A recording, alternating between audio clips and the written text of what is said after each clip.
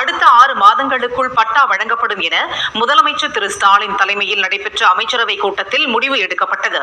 அதனை செயல்படுத்தும் விதமாக தமிழ்நாடு அரசு வெளியிட்டுள்ள வழிகாட்டு நெறிமுறைகளின்படி தரிசு நிலங்கள், கல்லாங்குத்து, புறம்போக்கு, கிராம நத்தம், அரசு நஞ்சை மற்றும் புஞ்சை மற்றும் பிற புறம்போக்கு நிலங்களில் வசிப்பவர்களுக்கு பட்டா வழங்கப்படும்.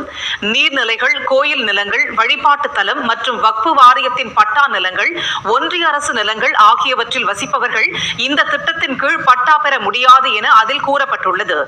மாவட்ட தலைநகரம் மற்றும் மாநகராட்சிகளின் புற எல்லையில் இருந்து 18 கிலோமீட்டர் சுற்றளவிற்குள் இருப்பவர்களுக்கு பட்டா வழங்கப்படும்.